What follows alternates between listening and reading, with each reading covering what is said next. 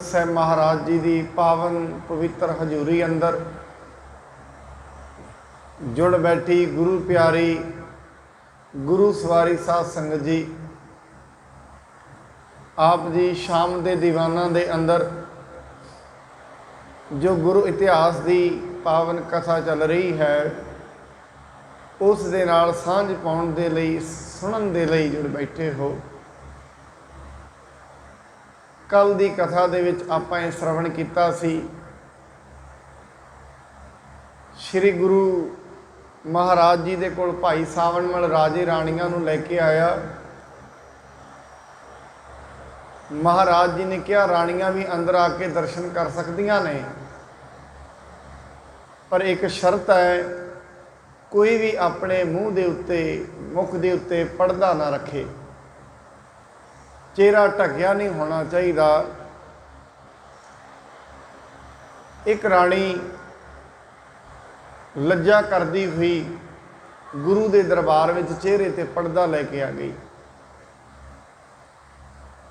महाराज जी के मुख तो सह सुभाए निकलिया,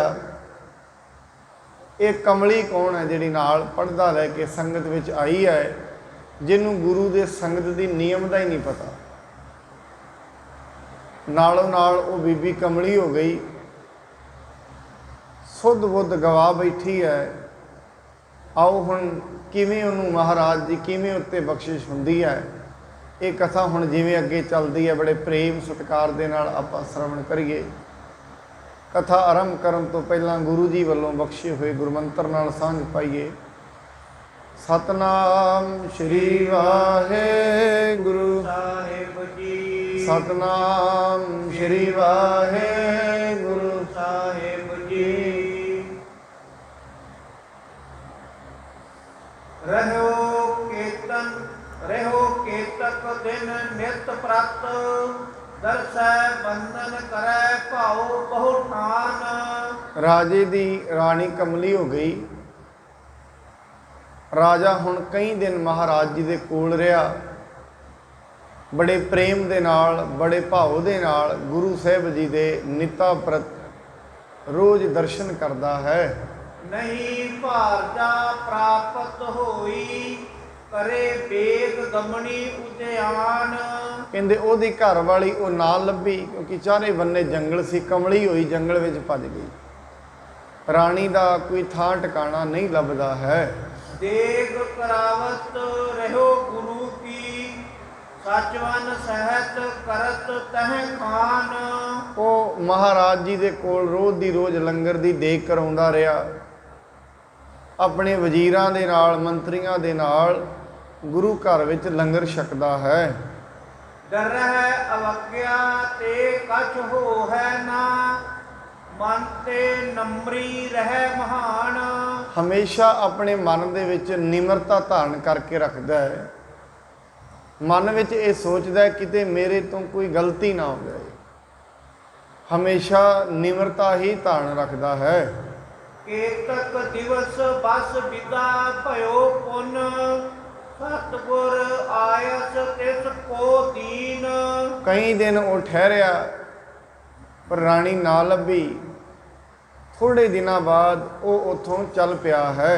सावन मल गुरु है तुमरो, इसको नित मानो हित कान। महाराज जी तो उन्हें आग्ञा मंगी, साहब जी ने आग्ञा दी भाई जाओ, ते नाले ये कहा अज तो बाद तुहाडा गुरु तुहानू सीधे मार्ग ते पाउण वाला भाई सावणमल है। सुत जवाए बे आद कामना, पूरब पूरन करी प्रवीण। इसनू सदा ही प्रेम करके मनो, क्योंकि इन्हें तुहाडा जिउंदा पुत्र जिउंदा कीता है। होर भी जिहड़ियां भी तुहाडीआं कामनावां ने गुरु उन्होंने ये भाई सावणमल उन्होंने पूरियां करया करेगा। अब भी बांछत दे सबन तिन, सरदा धरो कष्ट गन चीन। इस करके हुण भी सारियां मूँह मंगियां मुरादां भाई सावणमल तो प्राप्त होणगियां। तुसीं हुण भी इन्हां ते शरधा धारण करके रखनी है। सर्ब देश तुमरो को गुर है, ਹਿਤ ਕਰ ਸੇਵੋ ਪ੍ਰਥਮ ਸਮਾਨ। ਤੁਹਾਡੇ ਸਾਰੇ ਦੇਸ਼ ਦਾ ਗੁਰੂ ਰਾਜੇ ਨੂੰ ਮਹਾਰਾਜ ਕਹਿ ਰਹੇ ਨੇ, ਗੁਰੂ ਅਮਰਦਾਸ ਜੀ, ਤੁਹਾਡਾ ਜਿੰਨਾ ਵੀ ਰਾਜ ਹੈ ਉਹ ਸਾਰੇ ਰਾਜ ਦਾ ਗੁਰੂ ਭਾਈ ਸਾਵਣ ਮੱਲ ਹੈ। ਸੋ ਇਹਨਾਂ ਨੂੰ ਬੜੇ ਪ੍ਰੇਮ, ਸਰਧਾ ਤੇ ਅਦਬ ਦੇ ਨਾਲ ਇਹਨਾਂ ਦਾ ਰੋਜ਼ ਦੀ ਰੋਜ਼ ਆਦਰ ਕਰਨਾ ਹੈ। ਹਾਥ ਜੋਰ ਨ੍ਰਿਪ ਨੇ ਸਿਰ ਧਾਰੀ, ਤਿਨ ਕੇ ਨਿਤ ਅਨੁਸਾਰ ਮਹਾਨ।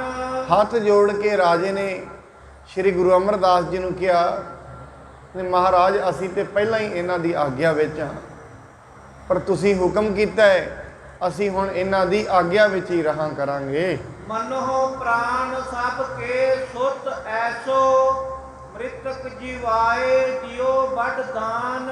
ਸਭ ਵਾਸਤੇ ਪੁੱਤਰ ਸਭ ਤੋਂ ਵੱਡੀ ਚੀਜ਼ ਹੁੰਦੀ ਹੈ। ਉਹ ਕਹਿੰਦਾ ਮੇਰਾ ਤੇ ਪੁੱਤਰ ਹੀ ਚਲਾ ਗਿਆ ਸੀ, ਮੇਰੇ ਪੁੱਤਰ ਨੂੰ ਹੀ ਭਾਈ ਸਾਵਣ ਮੱਲ ਨੇ ਜਿਉਂਦਾ ਕੀਤਾ ਹੈ। ਇਸ ਤੇ ਨੀਕੋ ਆਨ ਕੌਣ ਹੈ, ਜਿਸ ਕਰ ਤੁਮਰੋ ਦਰਸ਼ਨ ਠਾਨ। ਇਹਦੇ ਵਾਸਤੇ ਸਾਡੇ ਤੋਂ ਵੱਡਾ ਹੋਰ ਕੌਣ ਹੋ ਸਕਦਾ ਹੈ, ਜਿਨ੍ਹਾਂ ਕਰਕੇ ਸਾਨੂੰ ਤੁਹਾਡੇ ਦਰਸ਼ਨ ਪ੍ਰਾਪਤ ਹੋਏ ਹਨ।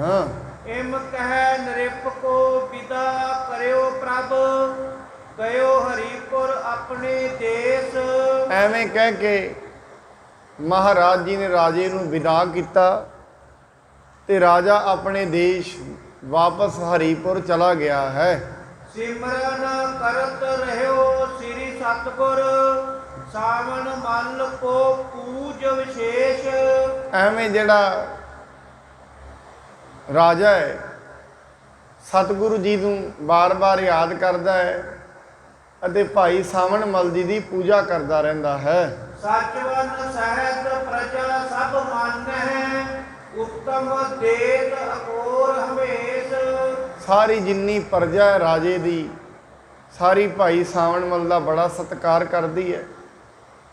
ਵੇਖੋ ਸਾਧ ਸੰਗਤ, ਪਹਿਲਾਂ ਭਾਈ ਸਾਵਣ ਮੱਲ ਦੇ ਮਨ ਵਿੱਚ ਹੰਕਾਰ ਵੀ ਆਇਆ, ਲੋਭ ਵੀ ਆ ਗਿਆ, ਕਿਉਂਕਿ ਇਹ ਜਿੰਨੇ ਵੀ ਵਿਕਾਰ ਨੇ, ਜਦੋਂ ਵੀ ਇੱਕ ਵਿਕਾਰ ਮਨ ਦੇ ਉੱਤੇ ਹਾਵੀ ਹੁੰਦਾ ਹੈ ਉਦੋਂ ਇਹ ਮਨੁੱਖ ਦੀ ਬੁੱਧੀ ਨੂੰ ਖੋਹ ਲੈਂਦਾ ਹੈ। ਮਨੁੱਖ ਨੂੰ ਸੱਚ ਅਤੇ ਝੂਠ ਦਾ ਵਿਖਣਾ ਬੰਦ ਹੋ ਜਾਂਦਾ ਹੈ। ਇੱਕ ਤੇ ਇਹ ਬਾਹਰੀ ਅੱਖਾਂ ਨੇ, ਇਹਨਾਂ ਬਾਹਰੀਆਂ ਅੱਖਾਂ ਦੇ ਨਾਲ ਸੰਸਾਰ ਵਿਖਦਾ ਹੈ, ਨਿਰੰਕਾਰ ਨਹੀਂ। ਇਹਨਾਂ ਬਾਹਰੀਆਂ ਅੱਖਾਂ ਦੇ ਨਾਲ ਵਸਤੂਆਂ ਤੇ ਵਿਖ ਜਾਂਦੀਆਂ ਨੇ, ਨਿਰਣਾ ਨਹੀਂ ਹੁੰਦਾ ਇਹਨਾਂ ਦਾ। ਨਿਰਣਾ ਮਨ ਕਰਦਾ ਹੈ, ਔਰ ਜਿਸ ਦਾ ਮਨ ਜਿੰਨਾ ਜ਼ਿਆਦਾ ਨਿਰਮਲ ਹੋ ਜਾਂਦਾ ਹੈ ਉਨੀ ਸੋਝੀ ਉਹਦੇ ਵਿੱਚ ਹੁੰਦੀ ਹੈ। ਔਰ ਗੁਰਬਾਣੀ ਇਹ ਕਹਿੰਦੀ ਹੈ, ਇਹ ਜਿੰਨੇ ਵੀ ਵਿਕਾਰ ਨੇ, ਵਿਕਾਰਾਂ ਨੇ ਬੰਦੇ ਨੂੰ ਨਹੀਂ ਫੜਿਆ, ਮਨੁੱਖ ਨੇ ਵਿਕਾਰਾਂ ਨੂੰ ਫੜਿਆ ਹੋਇਆ ਹੈ। ਲੋਭ ਨੇ ਮਨੁੱਖ ਦੇ ਮਨ ਨੂੰ ਨਹੀਂ ਫੜਿਆ, ਮਨੁੱਖ ਨੇ ਲੋਭ ਨੂੰ ਫੜਿਆ ਹੋਇਆ ਹੈ। ਇਸ ਕਰਕੇ ਬਾਣੀ ਕਹਿੰਦੀ ਹੈ ਤਜ ਇਹਨਾਂ ਨੂੰ। ਤਜਨ ਦਾ ਮਤਲਬ ਹੁੰਦਾ ਛੱਡ, ਇਹਨਾਂ ਨੂੰ ਛੱਡ ਦੇ। ਜਦੋਂ ਇਹਨਾਂ ਨੂੰ ਛੱਡੇਗਾ ਜ਼ਿੰਦਗੀ ਦਾ ਸੁੱਖ ਹੀ ਉਦੋਂ ਹੈ। ਉਸ ਤੋਂ ਪਹਿਲਾਂ ਤੇ ਦੁੱਖ ਹੀ ਦੁੱਖ ਹੈ। ਔਰ ਇਹ ਕੋਈ ਪਹਿਲਾ ਜਨਮ ਨਹੀਂ ਹੈ, ਕਈ ਜਨਮਾਂ ਤੋਂ ਇਹਨਾਂ ਵਿਕਾਰਾਂ ਨੂੰ ਫੜਿਆ ਹੀ ਹੋਇਆ ਹੈ ਕਿਸੇ ਨਾ ਕਿਸੇ ਰੂਪ ਵਿੱਚ। ਆ ਮਨੁੱਖਾ ਜਿਹੜਾ ਸਰੀਰ ਹੈ, ਸਾਧ ਸੰਗਤ, ਸਰੀਰ ਦੀ ਪ੍ਰਕਿਰਿਆ ਇੰਨੀ ਕੁ ਹੁੰਦੀ ਹੈ, ਸਰੀਰ ਤੇ ਇੱਕ ਮਸ਼ੀਨ ਹੈ ਜਿਹਦੇ ਅੰਦਰ ਭੋਜਨ ਪਾਓ, ਇਹ ਭੋਜਨ ਨੂੰ ਪਚਾ ਲੈਂਦਾ, ਬਸ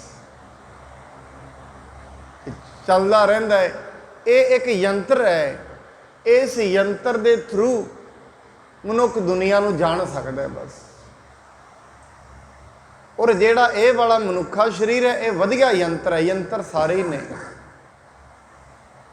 ਪਸ਼ੂ ਵੀ ਬੋਲ ਲੈਂਦੇ ਨੇ, ਆਵਾਜ਼ਾਂ ਉਹਨਾਂ ਵਿੱਚ ਵੀ ਨੇ, ਐਵੇਂ ਆਵਾਜ਼ਾਂ ਪੰਛੀਆਂ ਵਿੱਚ ਵੀ ਨੇ, ਪਰ ਇਹ ਵਧੀਆ ਰਿਕਾਰਡਰ ਹੈ, ਇਹ ਵਧੀਆ ਯੰਤਰ ਹੈ। ਇਸ ਸਰੀਰ ਦੇ ਵਿੱਚ ਇਹ ਕਾਬਲੀਅਤ ਹੈ, ਇਹ ਬੋਲ ਸਕਦਾ ਹੈ। ਔਰ ਇਹ ਸਰੀਰ ਏਡਾ ਮਹਾਨ ਹੈ ਇਹਦੇ ਵਿੱਚ ਸੁਣਨ ਦੀ ਸ਼ਕਤੀ ਵੀ ਹੈ ਤੇ ਸਮਝਣ ਦੀ ਸ਼ਕਤੀ ਵੀ ਹੈ। ਇਹ ਸਰੀਰ 'ਚ, ਦੂਜਿਆਂ 'ਚ ਨਹੀਂ ਹੈ। ਬਾਕੀ ਯੰਤਰ ਸਾਰੇ ਹੀ ਨੇ, ਜਿੰਨੇ ਵੀ ਸਰੀਰ ਦੁਨੀਆ ਤੇ ਹੈਗੇ ਨੇ ਸਾਰੇ ਯੰਤਰ ਨੇ। ਉਹਨਾਂ ਸਰੀਰਾਂ ਦੇ ਵਿੱਚ ਰਹਿ ਕੇ ਮਨੁੱਖ ਜੇ ਸਮਝ ਲਓ ਕੂਕਰ ਦੀ ਜੂਨ ਵਿੱਚ ਆਇਆ, ਉਹ ਕੂਕਰ ਹੀ ਰਹਿ ਜਾਏਗਾ, ਇਹ ਤੋਂ ਉੱਤੇ ਨਹੀਂ ਵੱਧ ਸਕਦਾ। ਪਰ ਮਨੁੱਖਾ ਸਰੀਰ ਦੇ ਵਿੱਚ ਇਹ ਯੋਗਤਾ ਛੁਪੀ ਹੋਈ ਹੈ, ਜੇ ਇਹ ਆਇਆ ਮਨੁੱਖਾ ਯੋਨੀ 'ਚ ਹੈ, ਇਹ ਦੇਵਤਿਆਂ ਵਰਗਾ ਬਣ ਸਕਦਾ ਹੈ, ਰੱਬ ਵਰਗਾ ਬਣ ਸਕਦਾ ਹੈ। ਇਹਦਾ ਮਨ, ਸਰੀਰ ਤੇ ਨਹੀਂ ਬਣ ਸਕਦਾ, ਮਨ। ਇਹ ਬਾਰ-ਬਾਰ ਨਾਮ ਨੂੰ ਜਪ ਕੇ, ਗੁਰਬਾਣੀ ਜਪ ਕੇ ਇਹ ਬਣ ਸਕਦਾ ਹੈ। ਔਰ ਕੱਲਾ ਇਹ ਨਹੀਂ, ਜਿਵੇਂ ਜਿੰਨੇ ਵੀ ਦਾਣੇ ਨੇ ਧਰਤੀ ਤੇ, ਹਰੇਕ ਦਾਣੇ ਦੇ ਅੰਦਰ ਇੱਕ ਰੁੱਖ ਛੁਪਿਆ ਹੋਇਆ ਹੈ। ਐਵੇਂ ਜਿੰਨੇ ਵੀ ਸਰੀਰ ਨੇ ਦੁਨੀਆ ਤੇ, ਹਰੇਕ ਸਰੀਰ 'ਚ ਪਰਮਾਤਮਾ ਛੁਪਿਆ ਹੋਇਆ ਹੈ। ਹਰੇਕ ਸਰੀਰ ਦੇ ਵਿੱਚ ਇਹ ਯੋਗਤਾ ਹੈ, ਇਹ ਪਰਮਾਤਮਾ ਵਰਗਾ ਬਣ ਸਕਦਾ ਹੈ। ਹਰੇਕ ਮਨ ਦੇ ਵਿੱਚ ਇਹ ਯੋਗਤਾ ਹੈ, ਇਹ ਬਣ ਸਕਦਾ ਹੈ ਪਰਮਾਤਮਾ। ਉਹ ਵੱਖਰੀ ਗੱਲ ਹੈ, ਇਹ ਬੀਜ ਧਰਤੀ ਵਿੱਚ ਪੈ ਜਾਏ ਤੇ ਤਿਆਰ ਹੋ ਜਾਏ। ਕਦੇ ਕਦੇ ਕੋਈ ਬੀਜ ਉੱਗਦਾ ਹੈ, ਆਪਣੇ ਗੁਰੂ ਦੀ ਗੱਲ ਕਿਉਂ? ਜੇ ਬੀਜ ਨੇ, ਜੇ ਮਨੁੱਖ ਨੇ ਆਪਣੇ ਆਪ ਨੂੰ ਪਰਮਾਤਮਾ ਵਰਗਾ ਬਣਾਉਣਾ ਹੈ, ਫਿਰ ਇਹਨੂੰ ਇੱਕ ਵਾਰੀ ਮਰਨਾ ਪੈਂਦਾ, ਮਨ ਨੂੰ ਮਾਰਨਾ ਪੈਂਦਾ, ਆਪਣੀਆਂ ਸੋਚਾਂ ਛੱਡਣੀਆਂ ਪੈਂਦੀਆਂ ਨੇ। ਜਿਹੜਾ ਗੁਰੂ ਇਹਨੂੰ ਦੱਸ ਰਿਹਾ ਉਹ ਧਾਰਨ ਕਰਨਾ ਪੈਂਦਾ। ਹੁਣ ਇਹ ਬੜੀ ਤਕੜੀ ਲੜਾਈ ਹੈ। ਸਰੀਰਿਕ ਤੌਰ ਤੇ ਜੰਗਾਂ ਚੱਲਦੀਆਂ ਨੇ, 6 ਮਹੀਨੇ ਚੱਲੇਗੀ, ਸਾਲ ਚੱਲੇਗੀ, ਯੁੱਧ ਖਤਮ ਹੋ ਜਾਂਦੇ ਨੇ। ਇੱਕ ਮਨ ਦੇ ਨਾਲ ਯੁੱਧ ਐਸਾ ਹੈ, ਇਹ ਬਚਪਨ ਤੋਂ ਹੀ ਸ਼ੁਰੂ ਹੋ ਜਾਏ ਤੇ ਬੁਢੇਪੇ ਤਾਈਂ ਵੀ ਖਤਮ ਨਹੀਂ ਹੁੰਦਾ, ਏਡਾ ਤਕੜਾ ਯੁੱਧ ਚੱਲਦਾ। ਔਰ ਜਿਨ੍ਹਾਂ ਦਾ ਯੁੱਧ ਆਪਣੇ ਮਨ ਦੇ ਨਾਲ ਚੱਲਦਾ ਹੈ ਸਾਧ ਸੰਗਤ, ਉਹਨਾਂ ਨੂੰ ਬਾਹਰ ਲੜਨ ਦਾ ਵੇਲ ਹੀ ਨਹੀਂ ਰਹਿੰਦਾ। ਕਿਉਂ? ਨਾ ਕਿਸੇ ਦੀ ਸੁਣਨਗੇ ਤੇ ਨਾ ਕਿਸੇ ਦੀ ਕਰਨਗੇ, ਕਿਉਂ? ਅੰਦਰ ਯੁੱਧ ਚੱਲ ਪਿਆ। ਜਿਹੜੇ ਆਪਣੇ ਅੰਤਰ ਆਤਮੇ ਨਾਲ ਜੁੜ ਗਏ ਨੇ, ਉਹ ਬਾਹਰ ਦੀ ਗੱਲ ਨਾ ਸੁਣਦੇ ਨੇ ਤੇ ਨਾ ਕਿਸੇ ਦੀ ਕਰਦੇ। ਬਸ ਉਨੀਆਂ ਕੀ ਗੱਲਾਂ ਸੁਣਦੇ ਨੇ ਜਿੰਨੀਆਂ ਕੁ ਉਹਨਾਂ ਦੇ ਲੋੜ ਵਾਸਤੇ, ਦੁਨੀਆ ਚਲਾਉਣ ਵਾਸਤੇ। ਆਪਣੀ ਨੌਕਰੀ ਦੇ ਨੇ, ਆਪਣੀ ਨੌਕਰੀ 'ਚ ਧਿਆਨ ਹੈ ਤੇ ਨੌਕਰੀ ਕਰਦਿਆਂ ਪਰਮੇਸ਼ਰ 'ਚ ਧਿਆਨ ਹੈ। ਆਪਣਾ ਬਿਜ਼ਨਸ ਹੈ, ਆਪਣੇ ਬਿਜ਼ਨਸ 'ਚ ਧਿਆਨ ਹੈ ਤੇ ਪਰਮੇਸ਼ਰ। ਤੀਜੀ ਨਾ ਕਿਸੇ ਦੀ ਨਿੰਦਾ ਤੇ ਨਾ ਚੁਗਲੀ, ਆਪਣੇ ਘਰੋਂ ਗਏ ਤੇ ਆ ਗਏ। ਇਹ ਐਸਾ। ਹੁਣ ਏਡੀ ਮਹਾਨ ਸ਼ਖਸੀਅਤ ਬਣਨਾ ਇਹ ਬੜੀ ਔਖੀ ਗੱਲ ਹੈ। ਔਖੀ ਤੇ ਨਹੀਂ, ਗੁਰੂ ਕਾਮਲ ਹੋਣਾ ਚਾਹੀਦਾ ਹੈ, ਸੌਖਾ ਹੀ ਹੈ। ਹੁਣ ਇਹਦੇ ਵਿੱਚ ਉਹ ਕਹਿੰਦੇ ਨੇ, ਜਿਹੜਾ ਉਹ ਰਾਜਾ ਹੈ ਕਈ ਦਿਨ ਉੱਥੇ ਰਿਹਾ ਤੇ ਭਾਈ ਸੱਜਣ ਦੀ, ਭਾਈ ਸਾਵਣ ਮਲ ਦੀ ਰੋਜ਼ ਦੀ ਰੋਜ਼ ਉਹ ਪੂਜਾ ਕਰ ਰਿਹਾ ਹੈ। ਗੋਇੰਦਵਾਲ ਵਸੈ ਕਬ ਆਏ ਸੋ, ਕਬਹੂ ਜਾਏ ਸਮੀਪ ਨਰੇਸ਼। ਭਾਈ ਸਾਵਣ ਮਲ ਕਦੀ ਤੇ ਆ ਕੇ ਮਹਾਰਾਜ ਕੋਲ ਵਸਦਾ ਹੈ ਤੇ ਕਦੀ ਜਾ ਕੇ ਫਿਰ ਰਾਜੇ ਦੇ ਨਗਰ ਵਿੱਚ ਵਸ ਜਾਂਦਾ ਹੈ। ਇੱਕ ਸੇਵਕ ਨਿਤ ਲੰਗਰ ਕੇ ਹਿਤ, ਸਮਦਾ ਬਨਤੇ ਭਾਰ ਸੁਖ ਲਿਆਏ। ਇੱਕ ਨਾ ਸੇਵਕ ਰਹਿੰਦਾ ਹੈ ਗੁਰੂ ਅਮਰਦਾਸ ਜੀ ਦੇ ਕੋਲ। ਜਿਵੇਂ ਆਪਾਂ ਹੁਣ ਇੱਥੇ ਰਹਿੰਦੇ ਹਾਂ, ਸੇਵਕ ਰਹਿੰਦੇ ਨੇ, ਔਰ ਜਿੰਨੀ ਵੀ ਸੰਗਤ ਰਹਿੰਦੀ ਹੈ, ਐਵੇਂ ਮਹਾਰਾਜ ਦੇ ਕੋਲ ਉਦੋਂ ਵੀ ਸੰਗਤ ਆਉਂਦੀ ਸੀ। ਉਹਨਾਂ ਵਿੱਚ ਇੱਕ ਸੇਵਕ ਹੈ, ਉਹਦੀ ਡਿਊਟੀ ਕੀ ਹੈ? ਪਹਿਲਾਂ ਜਿਵੇਂ ਜੰਗਲ ਦੇ ਵਿੱਚੋਂ ਲੱਕੜਾਂ ਵੱਢ ਕੇ ਲਿਆਉਣੀਆਂ, ਉਹ ਰੋਜ਼ ਦੀ ਰੋਜ਼ ਲੰਗਰ ਦੇ ਵਿੱਚ ਲੱਕੜਾਂ ਵੱਢ ਕੇ ਲਿਆਉਂਦਾ ਹੈ। ਪ੍ਰੀਤ ਹਿਰਦੈ ਸਤਿਗੁਰ ਪਦ ਪੰਕਜ, ਅਪਰਨ ਪ੍ਰੇਮ ਕਰੇ ਕਿਸ ਥਾਏ। ਪਰ ਉਸ ਸੇਵਕ ਦੀ ਇੱਕ ਵੱਡੀ ਤਾਰੀਫ ਇਹ ਹੈ, ਉਹਦੀ ਪ੍ਰੀਤ ਬਸ ਗੁਰੂ ਨਾਲ ਹੈ, ਹੋਰ ਕਿਸੇ ਨਾਲ ਪ੍ਰੀਤ ਹੀ ਨਹੀਂ ਉਹਦੀ। ਬਸ ਆਪਣਾ ਕੰਮ ਕਰਦਾ ਹੈ, ਹਮੇਸ਼ਾ ਗੁਰੂ ਨੂੰ ਸੇਵਦਾ ਰਹਿੰਦਾ ਹੈ, ਆਪਣੀ ਸੇਵਾ ਕਰਦਾ, ਦੂਜੇ ਨਾਲ ਕਿਸੇ ਨਾਲ ਗੱਲ ਕਰਦਾ ਹੀ ਨਹੀਂ। ਔਰ ਸਾਧ ਸੰਗਤ, ਮਨੁੱਖ ਨੂੰ ਕਰਨਾ ਵੀ ਐਸਾ ਹੀ ਚਾਹੀਦਾ ਹੈ। ਜੇ ਉਹ ਗੁਰੂ ਦੇ ਦਰ ਤੇ ਸੇਵਾ ਕਰ ਰਿਹਾ ਹੈ, ਧਿਆਨ ਬਸ ਸੇਵਾ 'ਚ ਹੀ ਹੋਏ। ਕਈ ਵਾਰੀ ਮਨੁੱਖ ਸੇਵਾ ਵੀ ਬੜੀ ਕਰ ਲੈਂਦਾ ਹੈ, ਪਰ ਮੱਤ ਥੋੜ੍ਹੀ ਹੋਣ ਕਰਕੇ ਸੇਵਾ ਗਵਾ ਵੀ ਲੈਂਦਾ। ਇਹਨੂੰ ਬਾਣੀ ਨੇ ਸ਼ਬਦ, ਕਿਉਂਕਿ ਸਾਧ ਸੰਗਤ ਧਨ ਤੇ ਦੁਨੀਆ ਇਕੱਠਾ ਕਰ ਲੈਂਦੀ ਹੈ, ਪਰ ਧਨ ਸਾਂਭਦਾ ਕੋਈ। ਰਾਜ ਦੁਨੀਆ ਲੈ ਲੈਂਦੀ ਹੈ, ਰਾਜ ਸਾਂਭਣੇ ਬੜੇ ਔਖੇ ਨੇ।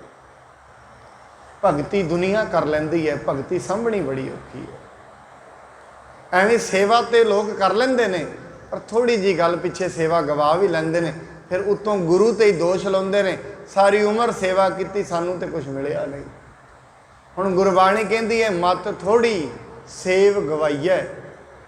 ਕਈ ਵਾਰੀ ਸੇਵਾ ਤੇ ਗੁਰੂ ਦੇ ਦਰ ਤੇ ਕਰ ਰਿਹਾ, ਨਾਲ ਨਾਲ ਉੱਥੇ ਨਿੰਦਾ ਵੀ ਕਰੀ ਜਾਂਦਾ, ਚੁਗਲੀ ਵੀ ਕਰੀ ਜਾਂਦਾ।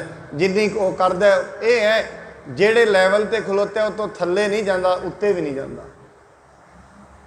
ਜਿੰਨੀ ਕੋ ਕਰੀ ਜਾਂਦਾ ਉਨੀ ਕੁ ਗਵਾਈ ਜਾਂਦਾ। ਤਾਂ ਕਰਕੇ ਪੁਰਾਣੇ ਸਮਿਆਂ ਦੇ ਵਿੱਚ ਸਿੱਖ ਸੇਵਾ ਕਰਦੇ ਸੀ, ਜਾਂ ਤੇ ਸੇਵਾ ਦੇ ਨਾਲ ਮੂਲ ਮੰਤਰ ਕਰਦੇ ਸੀ, ਜਾਂ ਗੁਰੂ ਮੰਤਰ ਦਾ ਜਾਪ ਕਰਦੇ ਸੀ, ਦੂਜੀ ਗੱਲ ਕਰਦੇ ਹੀ ਨਹੀਂ ਸੀ। ਜਦੋਂ ਵੀ ਸੇਵਾ ਕਰਨੀ ਹੈ, ਜਾਂ ਤੇ ਮਨੁੱਖ ਚੋਂ ਵਾਹਿਗੁਰੂ ਵਾਹਿਗੁਰੂ ਕਰਦੇ ਰਹੋ, ਜਾਂ ਇੱਕ ਓਂਕਾਰ ਸਤਨਾਮੇ ਜਪ ਕਰਦੇ ਰਹੋ, ਕਿਉਂ ਕਿਸੇ ਦੀ ਗੱਲ ਕਰਨੀ ਹੈ। ਮਨੁੱਖ ਦੇ ਕੋਲ ਹੋਰ ਬੜਾ ਸਮਾਂ ਹੈ। ਜੇ 2 ਘੰਟੇ ਜ਼ਿੰਦਗੀ ਦੇ ਕੱਢੇ ਨੇ, ਉਹ 2 ਘੰਟੇ ਦੇ ਥਾਂ ਪਾ ਕੇ ਜਾਈਏ।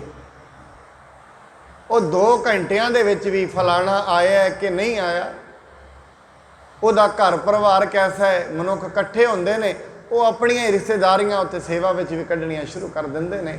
ਇਹਦੇ ਨਾਲ ਸੇਵਾ ਦਾ ਮਹੱਤਵ ਘਟ ਜਾਂਦਾ ਹੈ। ਕ੍ਰਿਆ ਕਰਮ ਵਿਵਹਾਰ ਆਚਰਨ ਜੁਗਤ ਨ ਕੋ ਜਾਣ ਸਕਾਏ। ਉਹ ਸੇਵਕ ਐਸਾ ਹੈ, ਨਾ ਪੜ੍ਹਨਾ ਜਾਣਦਾ ਹੈ, ਨਾ ਬਹੁਤਾ ਬੋਲਦਾ ਹੈ, ਨਾ ਕੁਝ ਸੁਣਦਾ ਹੀ ਹੈ, ਤੇ ਨਾ ਹੋਰ ਹੀ ਕੁਝ ਜਾਣਦਾ ਹੈ। ਭਾਵ ਬਿਲਕੁਲ ਸਿੱਧਾ ਸਾਦਾ ਹੀ ਹੈ, ਕਿਸੇ ਦੇ ਨਾਲ ਕੋਈ ਗੱਲਬਾਤ ਵੀ ਨਹੀਂ ਕਰਦਾ ਹੈ। ਪਠਣ ਸੁਣਨ ਬੋਲਣ ਗਤ ਮਿਲਬੋ ਦੇਨ ਲੈਣ ਕਛ ਨਹੀਂ ਲਖਾਏ। ਨਾ ਕੋਈ ਕਿਸੇ ਨਾਲ ਦੇਣ ਲੈਣ ਦਾ ਵਿਹਾਰ ਹੈ, ਹਮੇਸ਼ਾ ਵਾਹਿਗੁਰੂ ਦਾ ਨਾਮ ਲੈਂਦਾ ਹੈ। ਉਹ ਸੇਵਕ ਜਿਹੜਾ ਲੱਕੜਾ ਲਿਆਉਂਦਾ ਹੈ, ਸਿੱਧੇ ਸੁਭਾਅ ਵਿੱਚ ਹੀ ਜ਼ਿੰਦਗੀ ਗੁਜ਼ਾਰ ਰਿਹਾ ਹੈ। ਜਾਪ ਮੰਤਰ ਕਛ ਜਾਪ ਨਹਿ ਜਾਣੈ ਸੇਵਾ ਕਰਨ ਵਿਖੈ ਹਿਤ ਥਾਨ। ਉਹਨੂੰ ਨਾ ਤੇ ਕੋਈ ਮੰਤਰੀ ਜਪਣਾ ਆਉਂਦਾ, ਨਾ ਕੋਈ ਨਾਮ ਹੀ ਜਪਣਾ ਆਉਂਦਾ, ਬਸ ਉਹਨੂੰ ਤੇ ਸੇਵਾ ਹੀ ਕਰਨੀ ਹੁੰਦੀ ਹੈ। ਪ੍ਰੇਮ ਦੇ ਨਾਲ ਬਸ ਸੇਵਾ ਹੀ ਕਰੀ ਜਾਂਦਾ ਹੈ। ਸੰਚਨ ਸੱਚ ਬੱਕੇ ਇੱਕ ਮੁਖ ਤੇ ਦੂਜੀ ਬਾਤ ਧਰਹਿ ਨਹਿ ਕਾਨ। ਬਸ ਇੱਕ ਹੀ ਗੱਲ ਉਹ ਮੂੰਹ ਚੋਂ ਕਹਿੰਦਾ, ਸੱਚਨ ਸੱਚ, ਸੱਚਨ ਸੱਚ। ਕੋਈ ਆਪਣੇ ਮੂੰਹ ਚੋਂ ਕਹਿੰਦਾ ਰਹਿੰਦਾ, ਨਾਲੇ ਸੇਵਾ ਕਰੀ ਜਾਂਦਾ ਹੈ, ਨਾਲੇ ਸੱਚਨ ਸੱਚ। ਇਹ ਸ਼ਬਦ ਹੀ ਹਮੇਸ਼ਾ ਮੁਖ ਚੋਂ ਕਹਿੰਦਾ ਰਹਿੰਦਾ ਹੈ। ਉਠਤ ਬੈਠਤ ਆਵਤ ਜਾਤੇ ਬਨ ਮੈਂ ਪੁਰ ਮੈਂ ਸਭ ਹੀ ਖਾਨ। ਭਾਵੇਂ ਉਹ ਜੰਗਲ ਵਿੱਚ ਹੋਏ, ਭਾਵੇਂ ਸ਼ਹਿਰ ਵਿੱਚ ਹੋਏ, ਭਾਵੇਂ ਪਿੰਡ ਵਿੱਚ ਹੋਏ, ਦੂਜੀ ਗੱਲ ਨਹੀਂ ਕਰਦਾ, ਬਸ ਸੱਚਨ ਸੱਚ।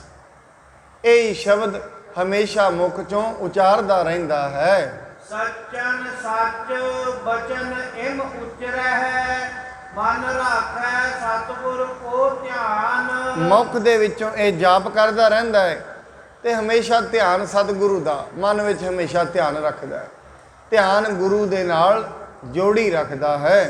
ਸਿੱਖ ਸੰਗਤ ਸਗਰੇ ਹੀ ਸੁਣ ਕਰ ਸੱਚਨ ਸੱਚ ਨਾਮ ਕਹਿ ਕਾਹੇ। ਹੁਣ ਜਿੰਨੇ ਵੀ ਸੰਗਤ ਉਹਦੇ ਮੁਖ ਚੋਂ ਸੁਣਦੀ ਹੈ, ਉਹਦਾ ਨਾਮ ਹੀ ਸਾਰਿਆਂ ਸੱਚਨ ਸੱਚ ਰੱਖ। ਨਾਮ ਤੇ ਉਹਦਾ ਨਹੀਂ ਸੱਚਨ ਸੱਚ, ਪਰ ਉਹਦੇ ਮੁਖ ਚੋਂ ਸੱਚਨ ਸੱਚ ਸੁਣਦੇ ਨੇ, ਉਹਦਾ ਨਾਮ ਹੀ ਇਹ ਰੱਖ ਦਿੱਤਾ ਹੈ।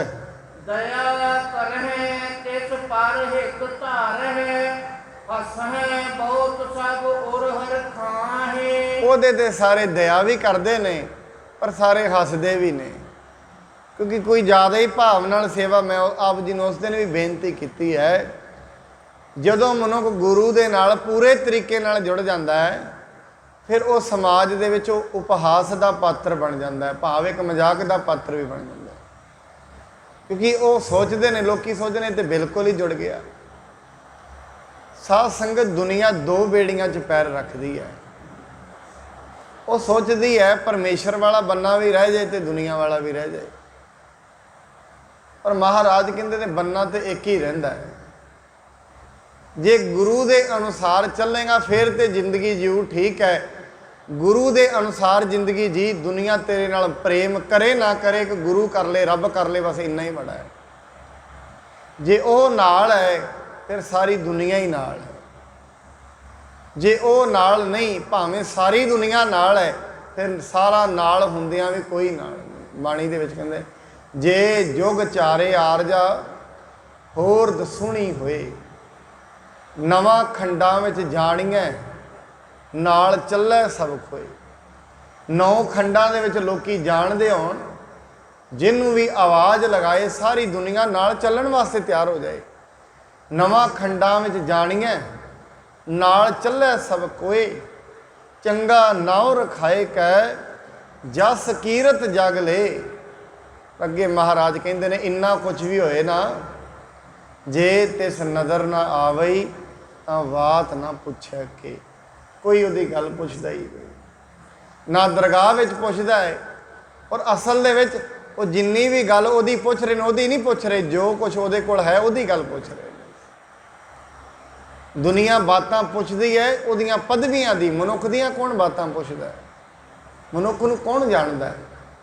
इस करके महाराज मनुख जिहड़ा 2 बेड़ियां च चलदा है, ये रब वाल भी तरीके नाल नहीं लगदा ते दुनिया वाल भी तरीके नाल है। दोवें बेड़ियां अधवाटे च तुरिया फिरदा रहिंदा। जे किते मनुख सीधा होके रब नाल लग जाए, सीधा हो गए, ऐसी किहड़ी चीज़ है जिहड़ी इहदे कोल नहीं हो सकदी? बाणी ते कहती है 9 निधियां ते 18 सिद्धियां इहदे पिछे लग जाणगियां। पिछे हुण पिछे लग गईयां ने, मतलब ये रखदा नहीं है उन्हां नूं, कहंदा मैनूं लोड़ ही नहीं तुहाडी। 9 निधि 18 सिद्धि पिछे लगियां फिरे, जो हर हिरदै सदा वसाए।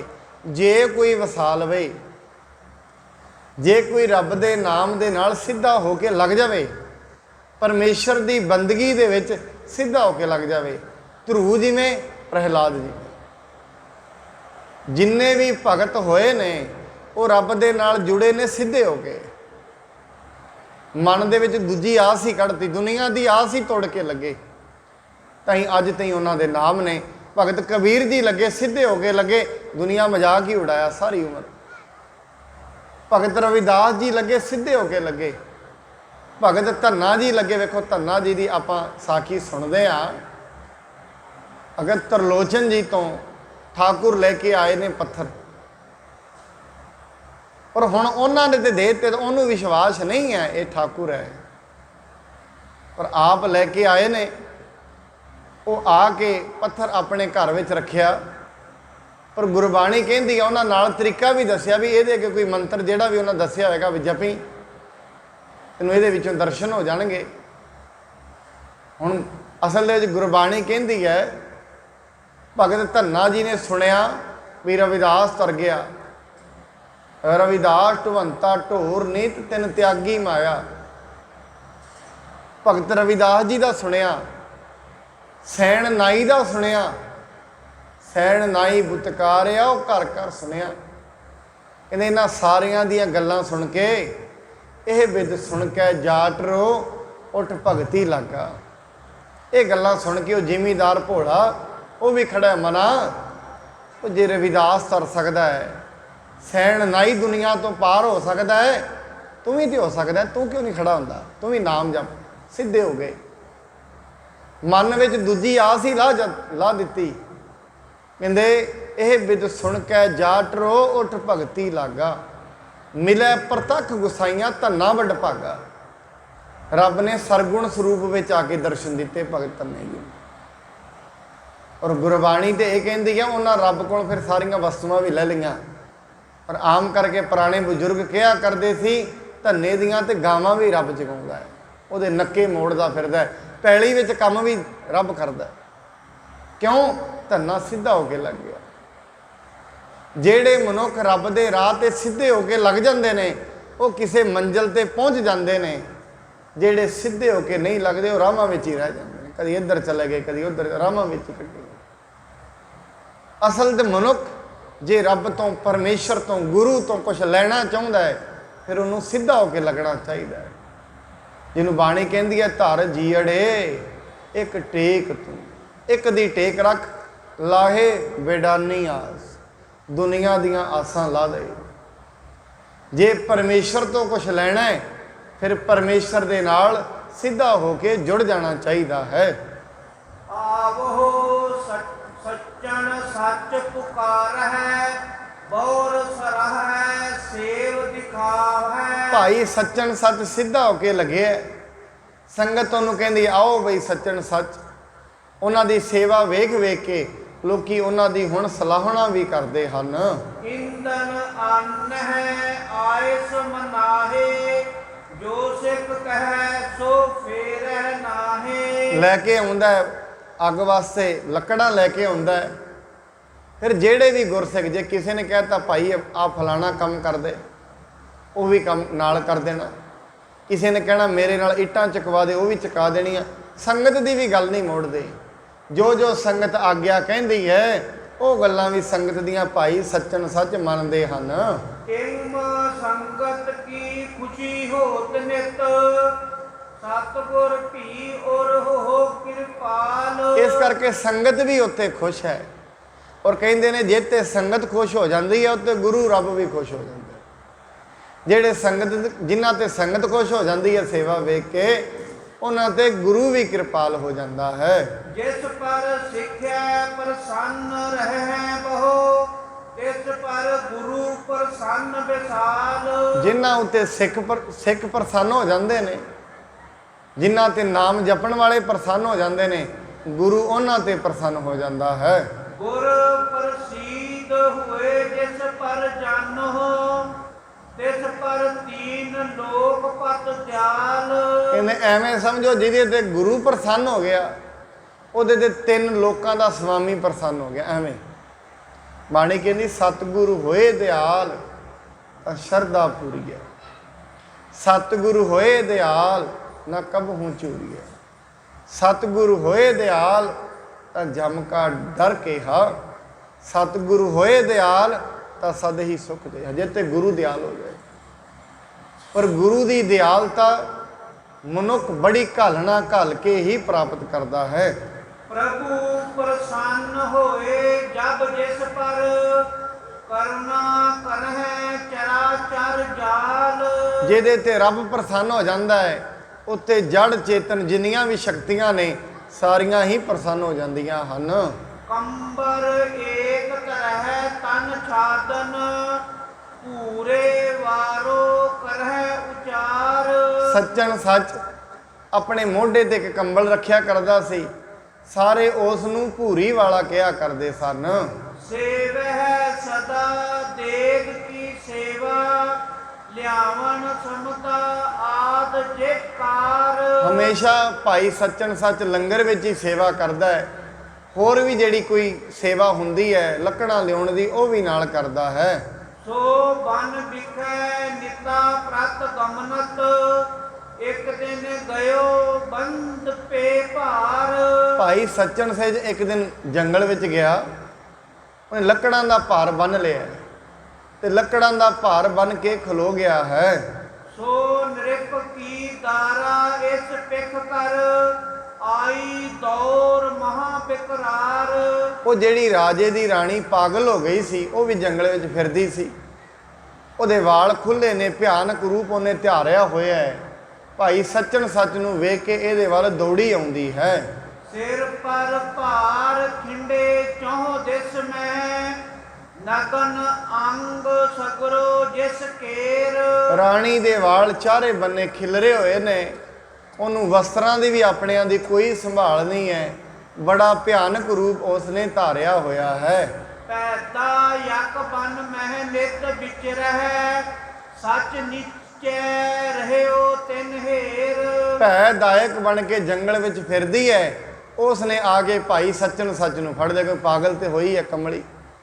ਉਹਨੇ ਆ ਕੇ ਭਾਈ ਸੱਚਣ ਸੱਚ ਨੂੰ ਫੜ ਲਿਆ ਹੈ।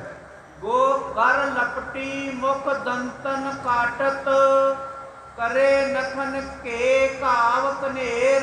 ਪਾਗਲ ਹੋਈ ਸੀ, ਉਹਨੇ ਆ ਕੇ ਭਾਈ ਸੱਚਣ ਸੱਚ ਨੂੰ ਫੜ ਲਿਆ। ਦੰਦਾਂ ਦੇ ਨਾਲ ਉਸ ਨੂੰ ਚੱਕ ਮਾਰਦੀ ਹੈ। ਵੱਡੇ ਵੱਡੇ ਨਾਖੂਨ ਨੇ, ਉਹ ਵੀ ਉਹਨੇ ਭਾਈ ਸੱਚਣ ਸੱਚ ਦੀ ਚਮੜੀ ਦੇ ਵਿੱਚ ਖਬੋ ਦਿੱਤੇ ਹਨ। ਛੂਟ ਚਾਹਿਓ ਬਲ ਕਰਿਓ ਆਪਣੋ, ਤਉ ਨਾ ਛੋੜਿਓ ਤਰਾਸ ਵਡੇਰ। ਭਾਈ ਸੱਚਣ ਸੱਚ ਬੜਾ ਜ਼ੋਰ ਲਾਉਂਦਾ ਮੈਂ ਇੱਥੋਂ ਛੱਟ ਜਾਵਾਂ, ਪਰ ਉਹ ਬੜਾ ਜ਼ੋਰ ਉਹਨੇ ਲਾਇਆ ਹੋਇਆ ਹੈ। ਕਿਸੇ ਵੀ ਤਰੀਕੇ ਨਾਲ ਉਹ ਛੁੱਟ ਨਹੀਂ ਰਿਹਾ ਹੈ। ਕਾਇਲ ਭਇਓ ਰੁਦਰ ਦਹੋ ਸਰਵਿਓ, ਕਰਹਿ ਜਤਨ ਛੂਟਨ ਤਿਸ ਪਾਸ। ਭਾਈ ਸੱਚਣ ਸੱਚ ਬੜਾ ਜ਼ਖਮੀ ਹੋ ਗਿਆ, ਖੂਨ ਹੀ ਖੂਨ ਸਿਮ ਰਿਹਾ ਹੈ, ਪਰ ਉਹਦੇ ਕੋਲੋਂ ਛੁੱਟਣ ਦਾ ਯਤਨ ਕਰ ਰਿਹਾ ਹੈ। ਨੀਠ ਨੀਠ ਤਿਸ ਦੂਰ ਕਰਿਓ ਜਬ ਆਪਣੋ ਜੋਰ ਵਿਸਾਲ ਪ੍ਰਕਾਸ਼। ਬੜੀ ਨੀਠ ਨੀਠ ਕੇ ਬੜਾ ਜ਼ੋਰ ਲਗਾ ਲਗਾ ਕੇ ਭਾਈ ਸੱਚਣ ਸੱਚ ਨੇ ਉਹ ਕਮਲੀ ਨੂੰ ਦੂਰ ਕੀਤਾ ਹੈ। ਵੱਡ ਲੱਕੜੀ ਕਰ ਮੈਂ ਤਬ ਧਾਰੀ ਇੱਕ ਦੋਏ ਹੱਥੀ ਪਾਏ ਵੱਡ ਤਰਾਸ।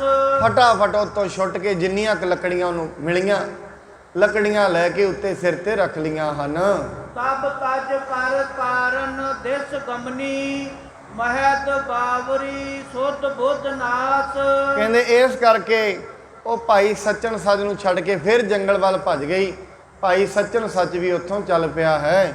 ਇੰਨਨ ਕਛਕ ਸਕੇਲਿਓ ਤਰਾਸਤ ਤੂਰਨ ਬੰਦ ਹਟਿਓ ਪੁਰ ਊਰ। ਭਾਈ ਸੱਚਣ ਸੱਚ ਬੜਾ ਡਰਿਆ ਹੋਇਆ ਸੀ, ਉਹਨੂੰ ਐਵੇਂ ਲੱਗਿਆ ਕਿਤੇ ਕੋਈ ਭੂਤ ਆ ਕੇ ਉਹਨੂੰ ਚਿੰਬੜ ਗਿਆ ਹੈ।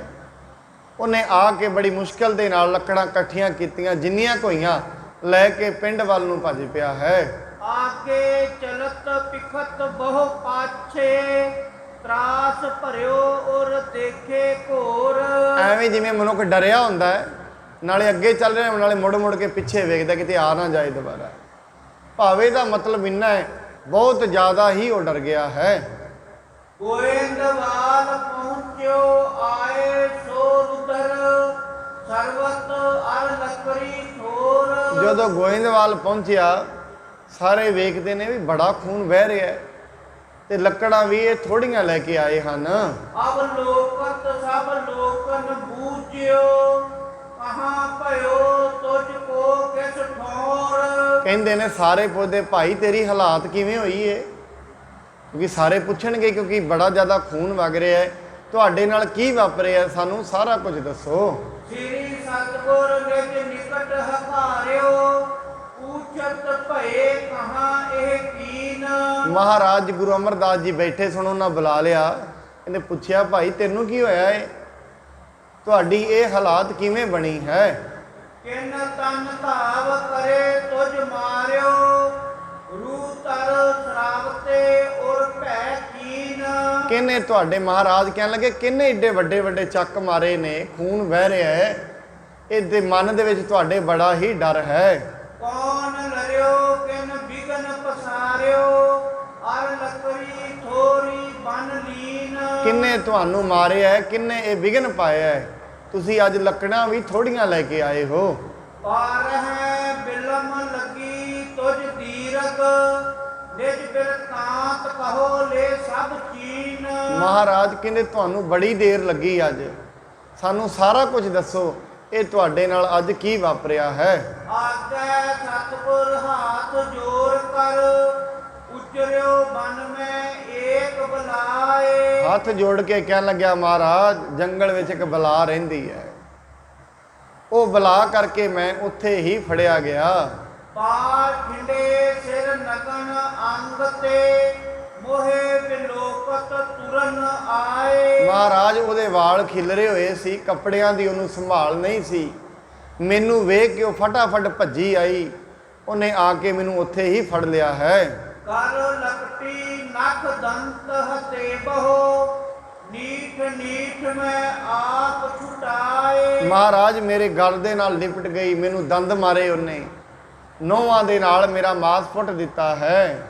ਇਸ ਦਿਸ ਮੇਰੋ ਬਨੇ ਨ ਜਾਨੋ ਪਕੜੈ ਧਾਏ ਪ੍ਰਾਣ ਬਿਨਸਾਏ। ਮਹਾਰਾਜ ਹੁਣ ਮੈਂ ਉਸ ਪਾਸੇ ਨਹੀਂ ਜਾਣਾ, ਬੰਦਾ ਜਿਹੜੇ ਵੱਲੋਂ ਡਰ ਜਾਏ ਦੁਬਾਰਾ ਜਾਂਦਾ ਹੀ ਨਹੀਂ। ਮਹਾਰਾਜ ਉਧਰ ਨਹੀਂ ਜਾਵਾਂਗਾ ਹੁਣ ਮੈਂ, ਮੇਰੇ ਤੇ ਅੱਜ ਉਹਨੇ ਪ੍ਰਾਣ ਹੀ ਕੱਢ ਲੈਣੇ ਸੀ, ਮੈਂ ਤੇ ਬੜੀ ਮੁਸ਼ਕਲ ਨਾਲ ਹੀ ਬਚਿਆ ਹਾਂ। ਸਮਧਾ ਲੈਨ ਦਈ ਨਹਿ ਤਿਸਨੇ ਦੇਖਤ ਤਰਾਸ ਹਿਰਦੈ ਉਪਜਾਏ। ਮਹਾਰਾਜ ਜੀ ਉਹਨੇ ਤੇ ਮੈਨੂੰ ਲੱਕੜਾਂ ਵੀ ਨਹੀਂ ਲੈਣ ਦਿੱਤੀਆਂ, ਮੈਂ ਤੇ ਬਹੁਤ ਹੀ ਡਰ ਗਿਆ ਹਾਂ। ਪਰਾ ਰਬਦ ਤੇ ਛੂਟਨ ਹੋਏ ਹੋ ਨਹਿ ਤਾਂ ਮਾਰ ਦੇਤ ਤਿਸ ਥਾਏ। ਮਹਾਰਾਜ ਜੀ ਮੇਰੀ ਤੇ ਕੋਈ ਪਿਛਲਾ ਕਰਮ ਹੀ ਐਸਾ ਸੀ ਜਿਹੜਾ ਮੈਂ ਬਚ ਗਿਆ, ਕੋਈ ਪ੍ਰਾਲਬਧ ਸੀ, ਨਹੀਂ ਤੇ ਅੱਜ ਉਸਨੇ ਮੇਰੇ ਪ੍ਰਾਣ ਹੀ ਕੱਢ ਦੇਣੇ ਸੀ। ਰਹਿਓ ਪੁਕਾਰ ਨਾ ਮਾਨਵ ਨੇਰੇ ਆਨ ਛੁਟਾ ਮਹਾਰਾਜ ਏਡਾ ਵੱਡਾ ਜੰਗਲ ਹੈ, ਨੇੜੇ ਤੇੜੇ ਕੋਈ ਮਾਨਵ ਵੀ ਨਹੀਂ ਰਹਿੰਦਾ ਜਿਹਨੂੰ ਮੈਂ ਬੁਲਾ ਕੇ ਆਪਣੇ ਆਪ ਨੂੰ ਬਚਾ ਹੀ ਲੈਂਦਾ। ਅਪਰ ਦਿਸ਼ਾ ਇੰਦਨ ਹਿਤ ਲੇਪੇ, ਮੈਂ ਨਾ ਗਮਨ ਹੋ ਗੋ ਭਾਏ ਸੇ ਭਾਏ। ਮਹਾਰਾਜ ਹੁਣ ਮੈਂ ਲੱਕੜਾ ਲੈਣ ਦੂਜੇ ਬੰਨੇ ਜਾਵਾਂਗਾ, ਹੁੰਦਾ ਰੇ ਭਾਵੇਂ ਕੁਛ ਵੀ, ਮੈਂ ਹੁਣ ਉਧਰ ਨਹੀਂ ਜਾਣਾ ਹੈ।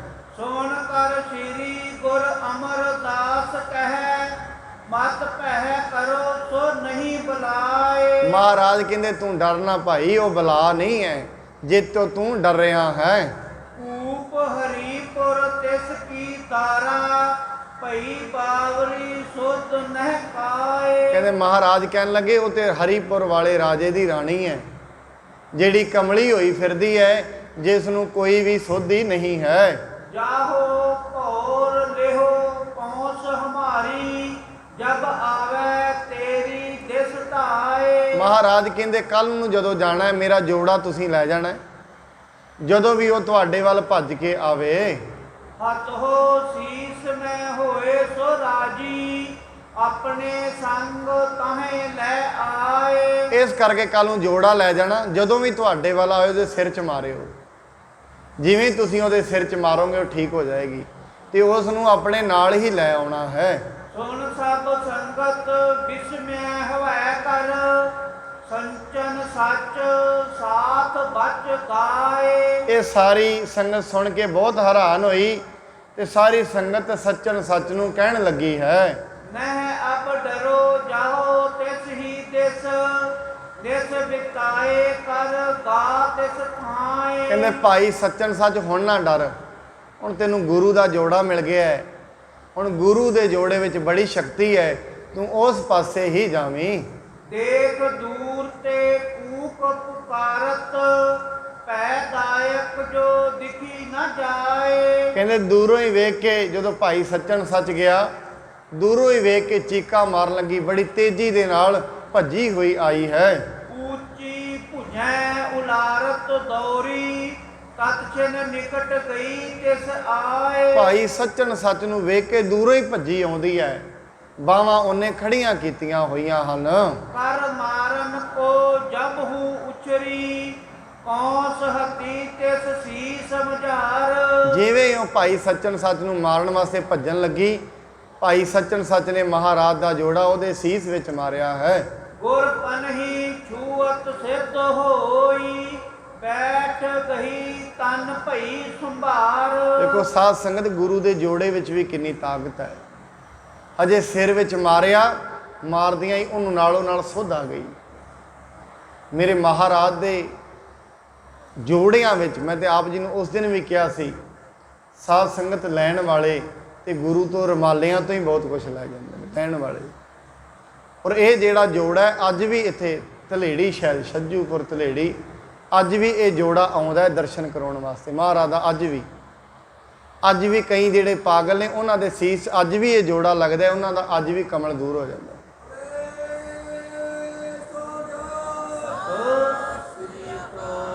ਦੇਖੋ ਸਾਧ ਸੰਗਤ, ਜਿਹੜੀਆਂ ਬਰਕਤਾਂ ਨੇ ਗੁਰੂ ਦੀਆਂ ਅੱਜ ਵੀ ਵਰਤਣੀਆਂ। ਆਪ ਜੀ ਪੰਜੋਖਰਾ ਸਾਹਿਬ ਗੁਰਦੁਆਰਾ ਕਦੇ ਜਾਣਾ, ਮਹਾਰਾਜ ਨੇ ਇੱਕ ਛੱਜੂ ਝੀਵਰ ਨੂੰ ਸਿਰ ਤੇ ਛੜੀ ਰੱਖੀ, ਗੂੰਗਾ ਸੀ, ਬੋਲਣਾ ਨਹੀਂ ਸੀ ਆਉਂਦਾ। ਮੇਰੇ ਮਹਾਰਾਜ ਦੀ ਬਰਕਤ, ਜਿਹਨੂੰ ਗੁਰੂ ਸਾਹਿਬ ਨੇ ਅਰਦਾਸ ਵਿੱਚ ਕਿਹਾ ਹੈ, ਸ਼੍ਰੀ ਹਰਿਕ੍ਰਿਸ਼ਨ ਤੇ ਆਈਐ, ਜਿਸ ਡਿੱਠੇ ਸਭ ਦੁੱਖ ਜਾਏ।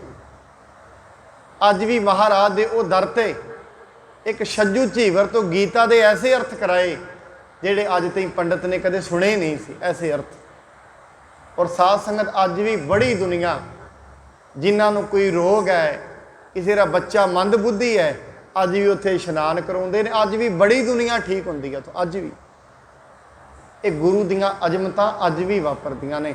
ਗੱਲ ਇੰਨੀ ਹੈ, ਆਪਾਂ ਸਵੇਰੇ ਵੀ ਕਥਾ ਵਿੱਚ ਕਹਿ ਰਹੇ ਸੀ, ਜਿਹੜੀ ਸ਼ਖਸੀਅਤ ਦੇ ਸਾਹਮਣੇ ਖੜੇ ਆ, ਪਹਿਲਾਂ ਇਹ ਪਤਾ ਤੇ ਹੋਏ ਇਹ ਸ਼ਖਸੀਅਤ ਦੇ ਕੀ ਸਕਦੀ ਹੈ। ਆਪਾਂ ਰੋਜ਼ ਕਹਿੰਦੇ ਆ, ਸਾਚੇ ਸਾਹਿਬਾ ਕਿਆ ਨਾਹੀਂ ਘਰ ਤੇਰਾ। ਸਾਧ ਸੰਗਤ, ਪਹਿਲਾਂ ਪਤਾ ਤੇ ਹੋਏ ਸਾਹਿਬ ਕਿੱਡੀ ਉੱਚੀ ਸ਼ਖਸੀਅਤ ਹੈ। ਕਈ ਵਾਰੀ ਵੇਖਦਾ ਮਨੁੱਖ ਸੰਗਤ ਵਿੱਚ ਆ ਕੇ ਵੀ ਸਾਵਧਾਨ ਨਹੀਂ ਹੁੰਦਾ। ਏਡੇ ਵੱਡੇ ਗੁਰੂ ਦੇ ਦਰਬਾਰ ਵਿੱਚ ਉਹ ਬੈਠਾ ਹੋਏ, ਆਪਾਂ ਇੱਥੇ ਬੜੇ ਨਿਮਰਤਾ ਨਾਲ ਬੈਠਦੇ ਹਾਂ, ਬੜੀ ਵਾਰੀ ਕਥਾ ਕਰਨ ਜਾਈਦਾ ਹੈ, ਸੰਗਤ ਸੰਗਤ ਲੱਗੀ ਹੁੰਦੀ ਹੈ, ਦਰਬਾਰ ਵਿੱਚ ਹੀ ਗੱਲਾਂ ਕਰਦੀ ਰਹਿੰਦੀ ਹੈ। ਕਿਉਂ? ਹਜੇ ਪਤਾ ਨਹੀਂ ਹੈ ਕਿਹਦੇ ਦਰਬਾਰ ਵਿੱਚ ਉਹ ਬੈਠੇ।